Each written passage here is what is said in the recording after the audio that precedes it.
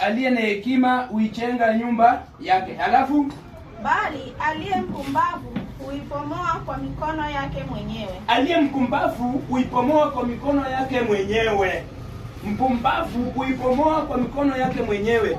Na lakini mwanamke aliye mzuri ama mwenye hekima huichenga nyumba yake kwa mikono yake mwenyewe. Hiyo ni kumaanisha kwamba mtu aliyesimama imara katika kazi ya Mungu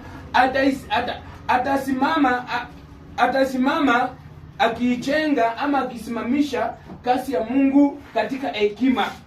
Bali mpumbavu ataipomoa kwa maneno, kwa vitina, kwa vikwazo, kwa manunguniko, kwa ajili kazi hiyo isisonge mbele. Anaipomoa hiyo kazi, na wenda ni mtu aliyokuwa nao ndani mwake mwenyewe anaupomoa kwa mikono yake mwenyewe. Wenda ataupomoa kwa matamshi ya mitomo yake, ataipomoa kwa akili zake, ataipomoa kwa mienendo zake. Mwanamke mwenye hekima ni yule anayeka bidii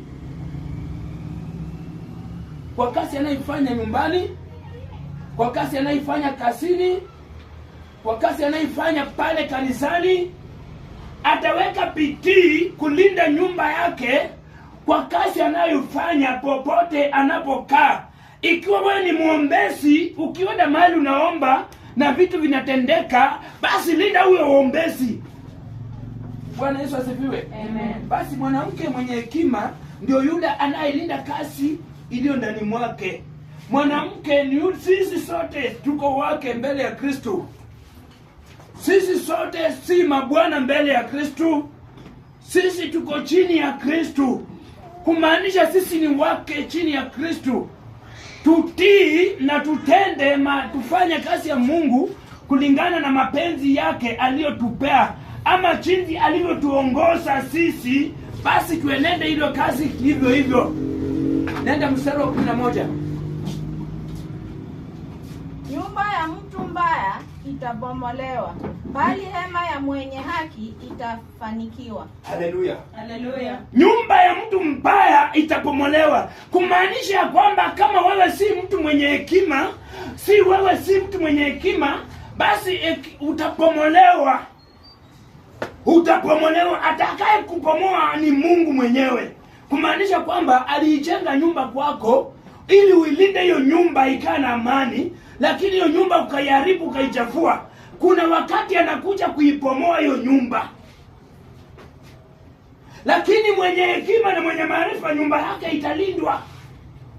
Hata mafuriko yakija, hata mapigo yakija, hata tabu zikija, hata vita vikija namna gani, atailinda hiyo nyumba, kwa sababu ana hekima, ana maarifa ya kumjua Mungu. Basi Mungu atailinda.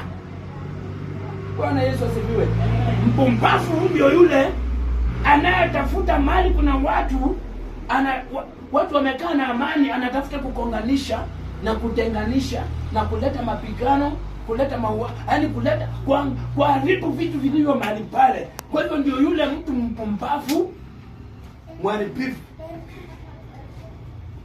Bwana Yesu asifiwe. Amen. Mwenye hekima ndio yule anaijenga. Mwenye hekima ndio yule anajenga mahali pale. Mwenye hekima ndio yule anaongoza mahali pale. Mwenye hekima ni yule anatunza mahali pale. Bali mpumbavu ndio yule atang'ang'ana kuharibu, atang'ang'ana kung'oa, atachochea vitina, ataweka pale masengenyo, atakuwa na wivu akiona wengine wakisonga katika neno, atakuwa na wivu akiona wengine wakifanikiwa katika maisha, ataanza kuwasema wengine mabaya. Enda mstari wa 14. Ageukae moyoni ushiba njia zake mwenyewe. Yeah. Na mtu mwema ataridhika nafsini mwake. Basi yule mtu mbaya katika moyoni mwake ang'ang'ana tu, yani huye ung'ang'ana tu kujichipisha.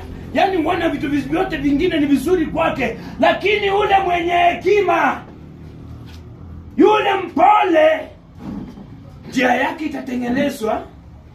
Atang'ang'ana pole pole, lakini vyote alivyokuwa anavitafuta atavipata katika ile hekima ya Kikristo, katika manufaa, katika upendo wa Kikristo.